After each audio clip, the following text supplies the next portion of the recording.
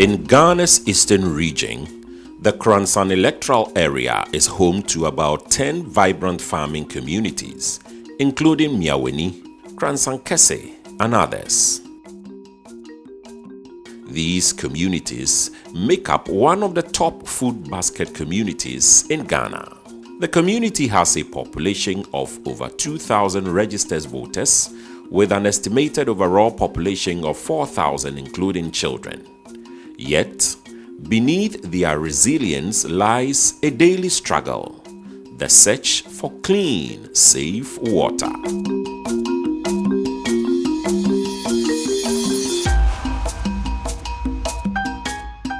The boreholes that once promised relief now stand abandoned. Families are left with no choice but to depend on unsafe sources. We find it difficult to get water during the dry season, and we sometimes walk for miles. It's always difficult to send any of our children because the place is distant and hilly. Our source of water is unhygienic, and the pipe we used to depend on is in a deplorable state. We rely on rivers distant from the village. In fact, it's unhygienic and we cannot depend on it. There is one close to us, and it's nothing to write home about. There is another which is very distant. By the time you return, you'd be very exhausted.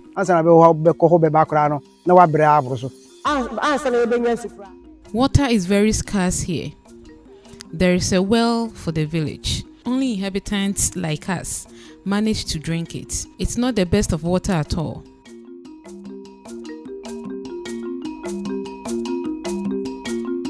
I took upon myself that I have to do something about it. I have to do something. If money I will spend. Even I can't deal with one. By that time, one borehole costs about 18,000. I can't afford, but little thing I can do to support, then I have to do it. Rather than sit in despair, the assemblyman mobilized residents. Together, they pooled resources, got reporters to advocate, and gathered the determination to take their destiny into their own hands. Koransang is one of deprived community. We have a lot of challenges. So as an assembly member, you have to find a solution to it without government intervention. So I normally fall on the NGOs. They need evidence, concrete evidence about the water that communities are drinking. So when we made videos, then we send it or we put it on the social media. They saw it, we come to and verify. So if it touches, then they build a borehole for us. So this is what normally I do. There was no water, okay? So water supply, health workers will have to carry gallons and other things to the community and then fight with the community members for water. So that was actually a disincentive for most of us. But then we were very fortunate. We had those issues fixed. I think the assembly member led that initiative. So once we were able to solve that issue of water, in fact now the facility and then the quarters, we have 24 hours supply of water. Yes. So that is actually one key thing that give the health workers that kind of happiness to stay here. Before this water was constructed, we had no access to clean water. This is by kind courtesy of the assembly member. Through him, we have received this water. For the past 4 years, good drinking water has been our challenge. We relied on a nearby lake where we shared water with animals. Children walk into the muddy water and fetch it for their house chores. They bring some to school and we treat it before drinking. It is worse during the dry season and it affects the children's school patronage. Through the efforts of the assembly member, Honorable Novo Ransford, today we have a borehole and it has transformed this community in terms of water.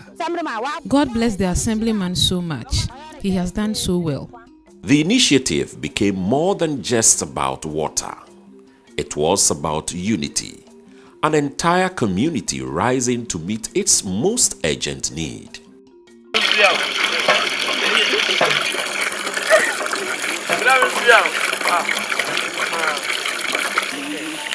That same spirit extended into health, where community volunteers, including traditional birth attendants, supported families who could not reach the CHIPS compound in time due to poor roads. We have volunteers. I too am one of the volunteers. So we volunteers too. We normally go to the houses and talk to, educate the pregnant woman, the nursing mothers to visit the facility. You have any problem, they have to call us or the nurses for assistance. We also have another volunteer group, that's in the traditional birth attendants. Yes, they are the TBs. Okay. So the health sector has made it in such a way that communities with such difficulties, they've been trained, they've been given some form of training. Okay. So they also assist in deliveries or such maternal emergencies. But then here, what we do is that when there are that maternal emergencies, they call. Okay, yes. So the clients will move to the TB, and then the TBA will call. Okay, yes. And then we will also move in to go and then assist with our expertise in then delivering those cases. I wouldn't call be wetchy. Most of them couldn't come here because of their condition. Normally, I receive a call to attend to them in their houses. It's sometimes difficult for me because of my age, and I manage to attend to them. I have been given some few maternal items by the nurses to support the pregnant women. Some labor starts around 10 and travels to 4. And it is my duty to be there to take care of these women to successfully deliver. This is something I do because it is my passion. There is no salary, but I love doing it. It's not easy though, but I love to do it. The people need support, and sometimes, with the little they have, they show appreciation. I have aided more than 500 women to give birth. I started this work when I was young. I inherited it from my mother as a young girl. We have no midwife here, so sometimes, together with the midwives, we aid these women to deliver. Let me say you and she. It will be better some now back will be no the amano. I'm a bassa.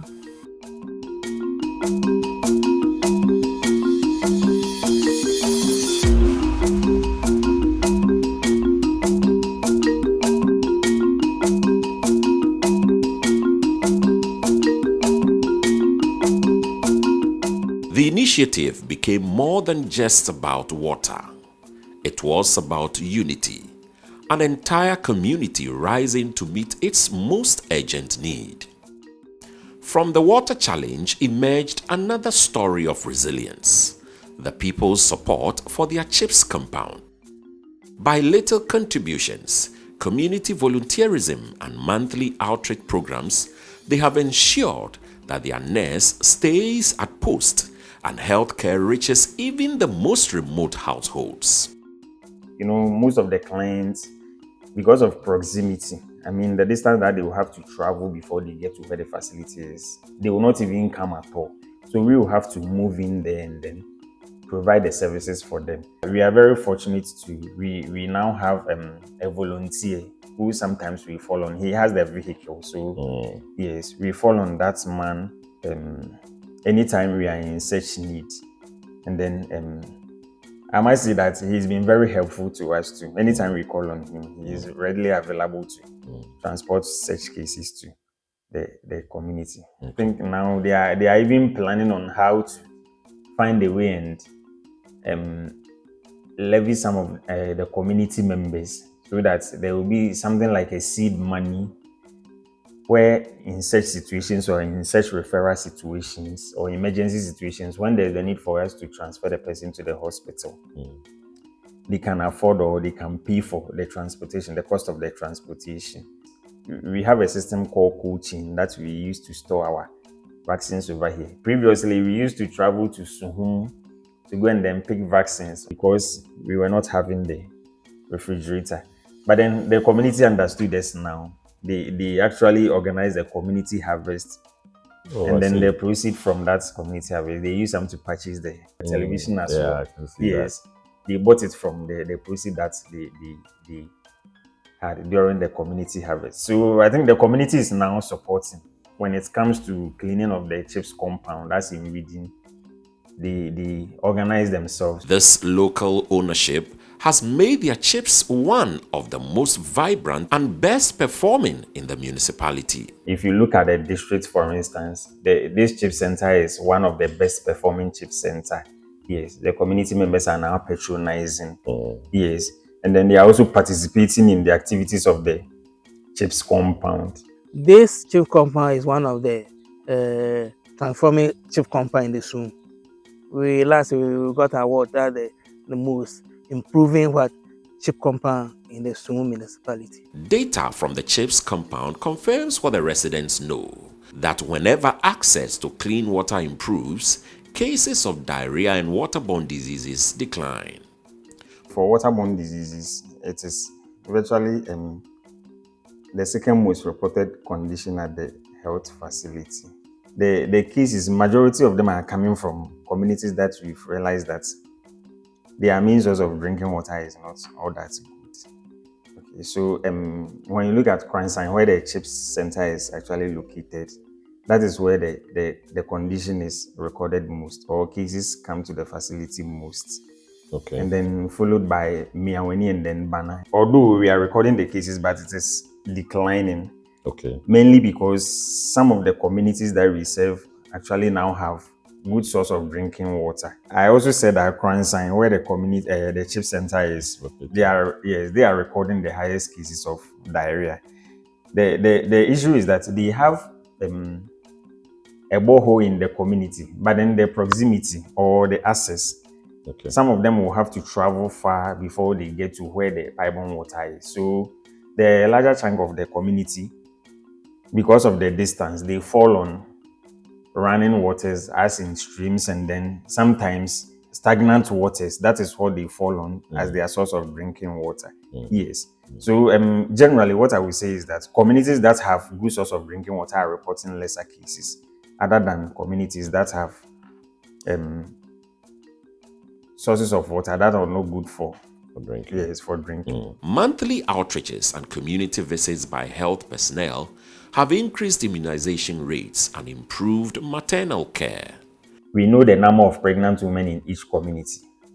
When we go for outreach, we visit them in their homes, we register them, and then we also have data on when they are supposed to deliver. Okay, you know, when they go for scans and other things, the scan is able to predict that this particular period you will deliver. So we monitor, and then sometimes when we can sense danger on the delivery, or we see that there will be danger when the person is about to deliver, what we do is that we sit down with the family or relatives of that particular person, and then when the time is about getting closer to her delivery, we move the person to a family member who is actually in town. The link between water, health, and community effort is undeniable.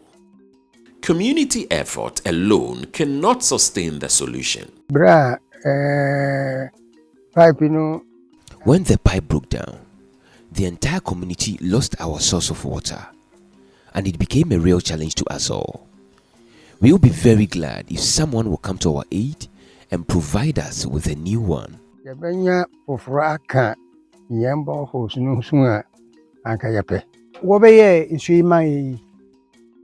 the borehole was handed over, it aided us in so many ways. It was of good help to our children in terms of reporting early to school. Parents were very comfortable and could quickly get a bucket of water even when their children were not around. Initially, children walked miles to the forest in search of water to wash their clothes. It was a real challenge. The sad part is that we are accommodating teachers in the community for the sake of our children's education, and they were affected by it in so many ways. They had no difficulty in getting water in the absence of people to send. The breakdown of the borehole has taken us back to our former challenges, and it is very disappointing. There's one borehole at Miawani. It's a mechanized borehole. The pump in it, it costs over 10,000 Ghana cedis. Now it is very, very difficult for the communities to buy the pumps. So that's why this pump is not functioning. There's one too at Koransang. So we will normally always attempt to repair it. When we repair it today, the following day it will spoil. So we have about 3 or 4 boreholes is not functioning at the moment. The boreholes remain fragile, and without external technical and financial support, the cycle of breakdowns continues. The CHIPS compound, while active, still depends heavily on community contributions and volunteerism. The story of Koransang electoral area is not only about thirst, it is about tenacity. It shows what happens when ordinary people refuse to give up, when leaders mobilize, and when communities own their future. Their story offers a model, one that blends self-help, outreach, and persistent calls for systemic change. In Koransang, clean water remains a struggle, but hope flows stronger than despair. From broken boreholes to community-driven health and outreach solutions. This story reminds us that when people come together, even the hardest thirst can find relief. Thirst and tenacity, the Koransang water struggle, a story by Kwabna Mante, made possible by Nigeria Health Watch in collaboration with Solutions Journalism Network.